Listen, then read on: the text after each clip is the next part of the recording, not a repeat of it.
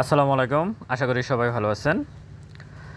Index আলোচনা যদি বলি তাহলে 82 পয়েন্টের মতো ইন্ডেক্স প্লাস করলো আজকে। ইন্ডেক্স নিয়ে কথা বলবো, 1 মিনিট চার্ট নিয়ে কথা বলবো, আর কী ধরনের স্টকে এই মুহূর্তে এন্ট্রি নেওয়া যায়, আপনারা কীভাবে এখন স্টকে এন্ট্রি নেবেন, বিশেষ করে যারা ট্রেড করেন তাদের ক্ষেত্রে এই কথাগুলো প্রযোজ্য। আশা করি আপনারা পুরো ভিডিওটা শুনবেন। ভিডিওটা ভালো লাগলে শেয়ার করবেন। স্টক সাজেশন এবং পোর্টফোলিও ম্যানেজ করার জন্য ডেসক্রিপশন বক্সে নাম্বার দেওয়া আছে, যোগাযোগ করতে পারেন। হাতে লেখা বই আছে, সংগ্রহে রাখতে পারেন। বিশেষ করে নতুন বিনিয়োগকারী, মার্কেট যেহেতু ভালোর দিকে যাচ্ছে, কিছুটা ধারণা নেওয়া যায় যে মার্কেট কিছুটা ভালো করবে, সুতরাং এখানে এখন নতুন অনেক বিনিয়োগকারী মার্কেটে ইনভলভ হতে পারে। তাদের জন্য এই বইটা খুবই গুরুত্বপূর্ণ বলে আমি মনে করি।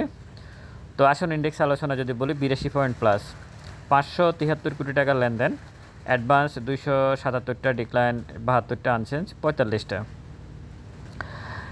এই হচ্ছে আজকের লেনদেনের অবস্থান। খুবই ভালো লেনদেন, কিন্তু ইন্ডেক্স 82 পয়েন্ট প্লাস, 573 কোটি টাকার লেনদেন, আর শেয়ার মাত্র 8টা হোল্ডেড হয়েছে, 7টা হোল্ডেড হয়েছে, 7টা স্টক হোল্ডেড হয়েছে। এটা তো হিসাবে মেলে না। যদি এমন হতো যে 82 পয়েন্ট মাইনাস 573 কোটি টাকার লেনদেন, আপনারাই চিন্তা করুন, বেশি দিন হয় নাই কতটা যে হয়েছে, কতগুলো স্টক লুজারে থাকতো হল্টেড অবস্থায়, অন্তত 20টা থাকতো। হয়েছে এরকম, হয় নাই, হয়েছে। অনেক কষ্ট হচ্ছে মার্কেট মেকারদের, তাদের কাছে কি টাকা নাই নাকি বুঝি না। মার্কেটকে এইভাবে টেনে তুললে হবে না। 1 মিনিট চার্ট সেটাই ইঙ্গিত দেয়, আমি বারবার আপনাদেরকে বলতেছি, এইভাবে নয়, এইভাবে হতে হবে। তাহলেই আপনি যেটা স্বপ্ন দেখেন আপনার পোর্টফোলিও নিয়ে, আপনার ইন্ডেক্স যেভাবে, আপনি কিন্তু হতাশ, আপনারা হতাশ। হ্যাঁ, হয়তো এটুকু পজিটিভ দিক যে আপনার শেয়ারের প্রাইস কমতেছে না, কিন্তু আবার এই দিক দিয়ে সমস্যা যে ইন্ডেক্স এত বাড়তেছে, লেনদেন এত হচ্ছে, কিন্তু শেয়ারের প্রাইস কেন বাড়তেছে না, এটা হচ্ছে মূল বিষয়। যাই হোক, টপে যদি আসে, রিজেন্ট টেক্সটাইল, রূপালী ব্যাংক, তশরিফা, রহিম টেক্সটাইল, এবি ব্যাংক, এভাবে 8টা শেয়ার হল্টেড ছিল আজকে। এর মধ্যে রূপালী ব্যাংক আমি যদি বলি, সে কত একটা 3টা ওয়ার্কিং ডেজ সে হল্টেড, এবং সে আরও একটু ভালো করার সম্ভাবনা আছে, যদিও ভলিউমটা অস্বাভাবিক করে ফেলছে আজকে, অনেক বেশি ভলিউম করে ফেলছে রূপালী ব্যাংক। একটু কারেকশান হয়ে আবার ব্যাক করতে পারে, সে সম্ভাবনা আছে। এবি ব্যাংক বলেন, আইএফআইসি ব্যাংক বলেন, সেগুলো ভালো করছে, ঠিক আছে, কিন্তু অনেক পড়ে ভালো করছে। এখানকার আমি এক ভাইয়েরই বলি, উনি আমার কাছে সাজেশান চেয়েছিলেন যে কিছু উনি স্টক কিনবে, তো ওনাকে আমি 3টা স্টকের কথা বলছি, একটা যমুনা অয়েল, একটা মতিন স্পিনিং, আর একটা কী যেন বললাম, মানে ম্যাগনা পেট্রোলিয়াম বা পদ্মা অয়েল, এরকম দিয়েছিলাম। তো উনি দেখতেছে ওগুলোর দাম বাড়তেছে না, উনি ট্রেডিং করতে চাচ্ছে আর কি, নতুন করে এখন উনি ট্রেড করতে চাচ্ছে। তো আমি ওনাকে বলতেছি আর কি যে আপনি এগুলো না এগুলো করেন, কারণ আমি ভাইকে বলবো যে আপনি হয়তো দেখতেছেন এখন ট্রেড হচ্ছে, কিছু স্টক ভালো করতেছে, 82 পয়েন্ট প্লাস, ব্যাংকের শেয়ার বাড়ছে, এই জন্য এই কিছুদিন আগের ঘটনা, যেসব শেয়ারগুলো আপনি দেখতেছেন বাড়তেছে, এই শেয়ারগুলোতে বিনিয়োগকারীরা এখনও 40 থেকে 50% লস আছে অন অ্যান অ্যাভারেজ। আপনি আগের 2 বছরের হিস্ট্রি ঘাটেন, তাহলে উত্তর পেয়ে যাবেন। সুতরাং আপনারা কি বলে, ধৈর্য রাখবেন, কিন্তু খুব বেশি মানে উৎফুল্ল হওয়ার কিছু নাই মার্কেট নিয়ে। মানে প্রফিট হলে প্রফিট টেক করেন, ঠিক আছে, কিন্তু অনেক বেশি উৎফুল্ল হওয়ার মতো মার্কেট এখনও তেমন কিছু হয় নাই। লুজার হচ্ছে রানিক জগৎসর, প্রাইম লাইফ, লাভেলো, সাইপ পাওয়ার। সাইপ পাওয়ার নিয়ে আমি এটুকু বলবো, তারা চট্টগ্রাম বন্দরে, সাইপ পাওয়ার কিন্তু বিগত সরকারের, চট্টগ্রাম বন্দর তাদের একটা দখলে ছিল, সেখান থেকে তাদেরকে বের করে দেওয়া হয়েছে, যার ফলশ্রুতিতে ওই নিউজের কারণে সে একটু খারাপ করতেছে, এবং আগামী দিনে সাইপ পাওয়ারের কিন্তু ব্যবসাটা কিন্তু খারাপ যাবে। রাজনৈতিক শেয়ার বিবেচনা করতে পারেন সাইপ পাওয়ারকে। বেলুতে BRAC bank, City Bank, Midland Bank, বিসাসারি, সব ব্যাংক। বলিয়ামে AB Bank, First Mutual Fund, IFIC Bank, First Security Islami Bank, NRB Bank. NRB Bank নিয়ে কালকে বলছিলাম, এনআরবি ব্যাংক এখনও অ্যান্টি নেওয়ার মতো অবস্থায় আছে, আমি মনে করি এখনও নেওয়া যেতে পারে।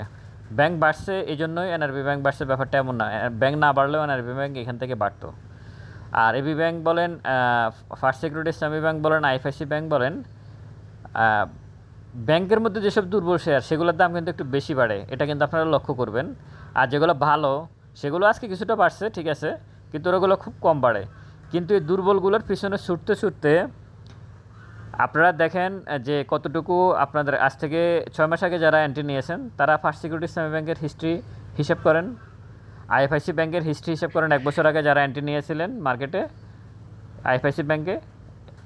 এগুলো তো জানা কথা, আপনারা গ্রাফ দেখলে তো বুঝবেন, শুধু বাড়লেই পিছনে দৌড়বে না। সেটা আমি আসতেছি, এখন কী ধরনের স্টকে আপনাদের এন্ট্রি নেওয়া উচিত সেটা আমি বলতেছি। ট্রেডে হচ্ছে বিসিএসআরই লাভ হলো ওরিয়ন ইনফিউশন নিয়ে বলবো এখনও ডাউন ট্রেন্ডে আছে, অবশ্যই ডাউন ট্রেন্ডে আছে। সে নতুন করে এন্ট্রি নিতে অথবা অ্যাভারেজ করতে সাবধানতা অবলম্বন করবেন। এরপর হচ্ছে ব্র্যাক ব্যাংক, আর ইন্ডেক্স পজিটিভ করে রাখছে ইসলামী ব্যাংক 8.12, ব্র্যাক ব্যাংক 7.95। আমি ইসলামী ব্যাংক নিয়ে বলছিলাম না যে ইন্ডেক্স যখন পজিটিভ করতে যাবে, ইন্ডেক্স পড়ার পরে যখন ইসলামী ব্যাংক থাকবে যে নিচে পড়ে আছে, মানে আমি ইসলামী ব্যাংকের বিষয়ে এটা বলছিলাম এবং ব্র্যাক ব্যাংকের ব্যাপারে এটা, এই দুটো ব্যাংকের বিষয়ে আমি এটা বলছিলাম আপনাদেরকে যারা ট্রেড করেন তাদের জন্য, যে ইন্ডেক্স যখন কারেকশন হয়ে নিচে আসবে তখন এই দুটো ব্যাংকও নিচে চলে আসবে। আবার যখন সবাই খুব দুর্বল হয়ে যাবে মেন্টালি যে ইন্ডেক্স কেন বাড়তেছে না, তখন এই দুটো শেয়ারে আপনারা এন্ট্রি নিতে পারেন ট্রেড করার জন্য। এগুলো যখন পড়বে ইন্ডেক্সও পড়বে, এগুলো বাড়বে ইন্ডেক্সও বাড়বে। কারসাজিকারকরা এই দুটো স্টককে এখন ব্র্যাক ব্যাংক এবং ইসলামী ব্যাংকে তারা এখন একটা হাতিয়ার হিসেবে নিচ্ছে ইন্ডেক্স বাড়ানোর কৌশল, মানে কূটকৌশল এটাকে বলে। ইন্ডেক্স বাড়ানোর যে কূটকৌশলটা সেটা ইসলামী ব্যাংক এবং ব্র্যাক ব্যাংক দিয়ে তারা পূরণ করে, ঠিক আছে। মানে ইন্ডেক্স ফালাবে আর জাং শেয়ার দেখা গেছে ওইখান থেকে 10,000-15,000 কোটি টাকাকে মাইনাস করে দেবে। আর ইন্ডেক্স বা ওই পরিমাণ দেখা গেছে ইন্ডেক্স 200 পয়েন্ট ফালায় 15 থেকে 20,000 কোটি টাকার মার্কেটের মূলধন কমাই দেবে জাং শেয়ার, ইঞ্জিনিয়ারিং, মিউচুয়াল ফান্ড, তারপরে যে আপনার দুর্বল মিউচুয়াল ফান্ড যেগুলো আছে, টেক্সটাইল, হ্যাঁ এগুলোকে দিয়ে। আবার ইন্ডেক্স যখন বাড়ানো দরকার, যখন চারিদিকে আলোচনা হবে ইন্ডেক্স বাড়ানো দরকার, 100 পয়েন্ট বাড়া দিবে ঠিকই ইসলামী ব্যাংক আর ব্র্যাক ব্যাংকে দিয়ে, ওইখান থেকে তখন 2,000 কোটি টাকার মূলধন বাড়বে, ওইখান থেকে 10,000 কোটি টাকা নাই। এইসব কত অঙ্ক যে মার্কেটে চলে ভাই, এগুলো হিসাব করতে হবে। যাই হোক, ইন্ডেক্স মুভারে আছে Islami Bank 8.12, BRAC Bank 7.95, Beximco pharma 6.20, City Bank 3.93 আর রূপালী ব্যাংক 3.45। আর ইন্ডেক্স নেগেটিভ করে রাখছে লাভালো 0.75, খান বাদার্স 0.52, সাইপ পাওয়ার 0.73। এই হচ্ছে মোটামুটি ইন্ডেক্সের আজকের গল্প। আর এখন আমি যদি বলি 1 মিনিট চার্ট নিয়ে আমি সন্তুষ্ট না। কী কারণে? প্রত্যেক দিন একই অবস্থা। এই যে দেখেন আপনারা, একজন আমাকে কমেন্টস করতেছে হোয়াটসঅ্যাপে কিছুক্ষণ আগে বাড়াইছে, ভাই শেয়ার এত বাড়লো, ইন্ডেক্স লেনদেন এত হলো, আমার শেয়ারের দাম তো বাড়ে নাই। আসলে বাড়ে নাই, সত্য কথা, এটাই সত্য কথা। আজকে ব্যাংক দিয়ে 82 পয়েন্টকে ফ্লাশ করে দেওয়া হয়েছে, শুধু ব্যাংক দিয়ে। দু একটা টেক্সটাইল ভালো করছে, কিন্তু মূলত ব্যাংক দিয়ে। হ্যাঁ, এটা পজিটিভ দিক, মার্কেটের জন্য একটা পজিটিভ দিক হচ্ছে সর্বশেষ ওয়ার্কিং ডেজ, মানে গত বৃহস্পতিবারও ব্যাংক বাড়ছে, আজকেও ব্যাংক বাড়ছে, এটা পজিটিভ দিক। 2010 সালে যারা ছিলেন মার্কেটে তখন কিন্তু আপনাদের মনে থাকার কথা, ব্যাংক দিয়েই কিন্তু মার্কেট বাড়া শুরু হয়েছিল। 2-3টা সেক্টর খুব ভালো করে যখন মার্কেট বাড়তে যায়, তখন এর মধ্যে ব্যাংক একটা থাকে, মিউচুয়াল ফান্ড একটা থাকে। মানে ব্যাংক এবং মিউচুয়াল ফান্ড, কিন্তু মিউচুয়াল ফান্ড মাঝে মাঝে 2-একটা ভালো করতেছে, আরও ভালো করবে বলে আমি আশা করি। মানে মার্কেট যখন টানবে তখন মিউচুয়াল ফান্ড দিয়ে টানবে এবং ব্যাংক দিয়ে টানবে, এরপর বাকি অন্যান্য সেক্টরের হিসেব হবে আর কি। তো 2010 সালে যারা মার্কেটে ছিলেন তাদের মনে থাকার কথা, ব্যাংক দিয়েই কিন্তু মার্কেট শুরু হয়েছিল বাড়া, এবং সেটা তো আপনারা জানেন পরের ইতিহাস। তো আপনারা এই মুহূর্তে 1 মিনিট চার্ট যেটা দেখতেছেন, এটা এইভাবে হচ্ছে কেন? এইভাবে আমি প্রতিদিন একে একে দেখাচ্ছি, প্রত্যেক দিনে কিন্তু 1 মিনিট চার্টটা এমনই হয়। এবং আরও যেটা দেখার বিষয় সেটা হচ্ছে, দেখেন শেষ ট্রেডটা বিশাল একটা লাল কান্ড, বাইও ছিল, সেলও ছিল সমান সমান। তো কে সেল করতে গেছে, কে বাই করতে পারে, যেহেতু মার্কেট এখন ভালো আছে। মানে এখনও মার্কেটে একটা 2 নম্বরের ব্যাপার থেকে যাচ্ছে, মার্কেট যেভাবে বাড়ার কথা সেভাবে বাড়তেছে না, ইন্ডেক্স যেভাবে বাড়তেছে শেয়ারের প্রাইস সেভাবে বাড়তেছে না। মার্কেট বাড়া বলতে আমি ইন্ডিভিজুয়াল আপনার যে পোর্টফোলিওতে যে স্টকগুলো আছে সেগুলোকে বাড়া বলতেছে। ইন্ডেক্স শোনেন, ইন্ডেক্স আরও 200 পয়েন্ট 300 পয়েন্টও বাড়া দিতে পারবে, 5,500-6,000 ইন্ডেক্স নিয়ে যাবে। দেখা গেছে আপনার পোর্টফোলিওতে খুব বেশি লাভ হবে না। কেন লাভ হবে না সেটার একটা বিষয় বলে, আপনাদের মনে থাকার কথা, কয়েক মাস আগে 70 থেকে 80টা স্টককে ইন্ডেক্সে ঢুকে দেওয়া হয়েছে। ওই যে সিফালকে বের করে দিয়েছিল, খান বাদার্সকে ঢুকেছিল, আপনাদের মনে আছে না ইন্ডেক্সে? তখন 70 থেকে 80টা স্টককে ইন্ডেক্স মুভারের সাথে যোগ করে দেওয়া হয়েছিল। এখন এই কারণে ইন্ডেক্স বাড়লে আপনি দেখতেছেন ইন্ডেক্স অনেক বাড়তেছে, কিন্তু শেয়ারের দাম বাড়তেছে না, এটা হচ্ছে মূল কারণ। তো যাই হোক, 1 মিনিট চার্ট নিয়ে আমি সন্তুষ্ট না। এখন আমি আসি যে এখন কী ধরনের স্টক ক্রয় করবেন আপনারা। যেমন আজকে অনেকে যদি ব্যাংকে এন্ট্রি নিয়ে থাকেন, এটা একটা ভুল সিদ্ধান্ত হবে। দেখা গেছে কোনো ব্যাংক 7-8%, 10%, 15% বেড়ে গেছে, আপনারা যদি এখানে এখন এন্ট্রি নেন, এটা একটা ভুল সিদ্ধান্ত হবে বলে আমি মনে করি। বাড়তে পারে আপনার প্রাইস, সেটা ভিন্ন বিষয়, কিন্তু এন্ট্রি নেওয়াটা ভুল হবে। কী কারণে? এখানে যে লেনদেন হচ্ছে এবং যে ভলিউম হচ্ছে প্লাস ইন্ডেক্স বাড়তেছে, ইন্ডেক্সের পয়েন্ট বাড়তেছে, সে অনুযায়ী কিন্তু মার্কেট আচরণ করতেছে না, মানে আপনার পোর্টফোলিওটা আচরণ করতেছে না। এটাই হচ্ছে ভয়ের বিষয়। যদি সঠিকভাবে যদি মার্কেট চলতো তাহলে সমস্যা ছিল না। আগামীকালকে দেখা গেছে ইন্ডেক্স বাড়ে দিলে ব্যাংকের শেয়ারগুলো পড়ে যাবে, তখন কি হবে? পরপর 2 দিন ব্যাংক বাড়ছে। তো আমার কথা হচ্ছে এইরকম পরিস্থিতিতে আপনারা অনেকগুলা, যেমন টেক্সটাইল, তারপরে যায় ইঞ্জিনিয়ারিং এবং মিউচুয়াল ফান্ডেরও কয়েকটা স্টক এখনও কিন্তু বসে আছে, চুপচাপ বসে আছে। হয়তো 2-3% বাড়ছে, এর বেশি বাড়ে নাই। ওই স্টকগুলোতে একটা সাপোর্ট জোন তৈরি করে আপনারা এন্ট্রি নিতে পারেন। যারা ট্রেড করেন তাদের জন্য বলতেছি আমি অবশ্যই সন্ধ্যায় একটা ওয়াচ লিস্ট দেবো আগামীকালকের জন্য, কারণ যেহেতু মার্কেট একটু ভালো করতেছে, সুতরাং দেওয়া উচিত। তো এগুলোতে এন্ট্রি নিতে পারেন আপনারা। কিছু স্টক আছে এই ধরনের স্টক যে খুব বেশি বাড়ে না, 1-2% বাড়ছে। যেহেতু 277টা অ্যাডভান্স আজকে দেখাচ্ছে, মানে প্রত্যেকটা স্টকের 10 পয়সা হলেও বাড়ছে। তো সবচেয়ে কম যে শেয়ারগুলোর প্রাইস বাড়ছে, কিন্তু বাড়ার সম্ভাবনা আছে। ভলিউম এবং ক্যান্ডেল দেখে আপনারা এন্ট্রি নিতে পারেন ওগুলোতে এন্ট্রি নিয়ে হয়তো কিছুটা প্রফিট টেক করতে পারেন। আর যে শেয়ারগুলো গত 2 দিন বা 3 দিন বাড়ছে দেখতেছেন, এগুলোতে এখন এন্ট্রি নেওয়াটা খুব বেশি যুক্তিযুক্ত হবে বলে আমি মনে করি না। আর একটা বিষয় হচ্ছে আগামী দিনে সেক্টর ওয়াইজ, যেটা শিবলি কমিশনের সময় ছিল, সেক্টর ওয়াইজ দাম বাড়তো। যেমন দেখা গেছে যে ব্যাংক সেক্টর, যেটা নর্মাল মার্কেটের আচরণ, যে ব্যাংক সেক্টর 3-4 দিন বাড়লো, এরপর ব্যাংক সেক্টর কারেকশান, টেক্সটাইল বাড়তো, টেক্সটাইল কমতো, ইন্স্যুরেন্স বাড়তো, ইন্স্যুরেন্স কমতো, মিউচুয়াল ফান্ড এভাবেই কিন্তু ছিল। কিন্তু গত 1-1.5 বছর এই সরকারের আমল প্লাস শিবলির শেষ সময়ে মানে মার্কেটকে এমনভাবে ডেস্ট্রয় করে দিয়েছে যে কী যে হয়ে গেছে কেউ জানেই না। তবে নতুন যারা এখন মার্কেটে আসতে চাচ্ছেন তাদের জন্য মার্কেট কিছুটা আগামী দিনে কিছুটা ভালো করতে পারে, তারা কিছুটা প্রফিট টেক করতে পারেন। কিন্তু 3-4 বছর আগে যারা মার্কেটে এন্ট্রি নিয়ে বসে আছেন, এখনও বসে আছেন ওই স্টকগুলো নিয়ে, বিশেষ করে জাঙ্ক স্টকগুলো নিয়ে, ট্রেডিং স্টকগুলো নিয়ে, তারা হয়তো কিছুটা আপনার পোর্টফোলিও রিকভার হতে পারে, কিন্তু আপনি প্রফিট টেক করে বের হবেন এটা অনেক কঠিন হয়ে যাবে। আমি গতকালকেই বলছিলাম যে 3 বছর আপনি হয়তো একটা জাঙ্ক শেয়ার নিয়ে বসে আছেন, তার শেয়ারের প্রাইস 40-50% এখনও লসে আছে।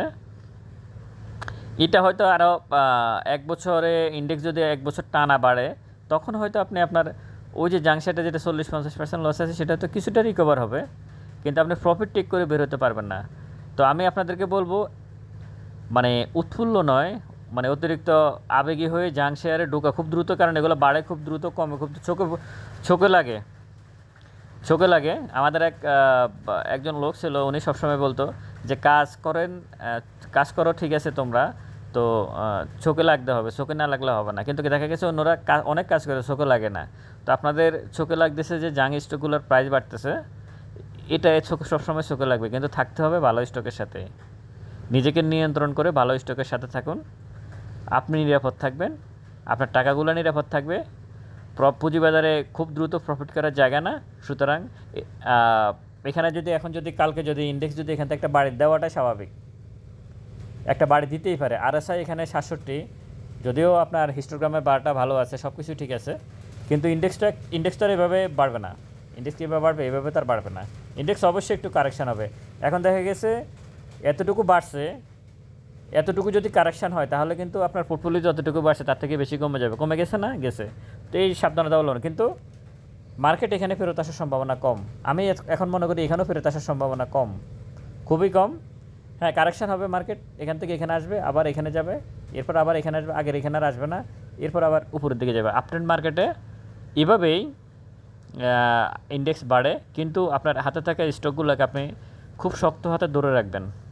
এখন যারা এন্ট্রি নেবেন খুব শক্ত হাতে ধরে রাখবেন। আর যাদের 2-3 বছর আগে যারা এন্ট্রি নিয়েছেন লস আছে, আপনার লসটা কিছুটা রিকভার হবে, কিন্তু আপনি দীর্ঘমেয়াদী এখান থেকে প্রফিট, মানে ওই শেয়ার ধরে রেখে প্রফিট করতে পারবেন, এটা সম্ভব না। তবে আমি যারা আমার ভিডিও শোনেন, জাঙ্ক স্টক এন্ট্রি নেওয়ার পর খুব দ্রুত যারা প্রফিট করছেন, প্রফিট টেক করে ফেলবেন। জাঙ্ক শেয়ারে কখনো বসে থাকবেন না, 3-4 দিনের গ্যাপে আপনাকে বের হয়ে আসতেই হবে, লাভ লস যাই হোক। আপ ট্রেন্ড মার্কেটে লস কমই হয়, লাভই বেশি হয়।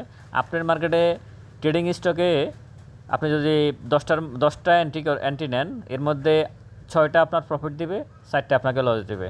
আর ডাউন ট্রেন্ড মার্কেটে 10টার মধ্যে 6টা আপনাকে 7টা আপনাকে লস দিবে, 3টা হয়তো প্রফিট দিবে। এভাবেই মানে ট্রেডিং স্টক বাই সেল আসলে হিসাব করতে হয়। তো আপনারা ধৈর্য ধরবেন, অপেক্ষা করবেন, খুব বেশি উৎফুল্ল না হয়ে ঠান্ডা মাথায় মার্কেটকে হ্যান্ডেল করবেন। ভালো থাকবেন সবাই, ভিডিওটা শেয়ার করবেন। স্টক সাজেশন এবং পোর্টফোলিও ম্যানেজ করার জন্য ডেসক্রিপশন বক্সে নাম্বার দেওয়া আছে, যোগাযোগ করতে পারেন। আসসালামু আলাইকুম।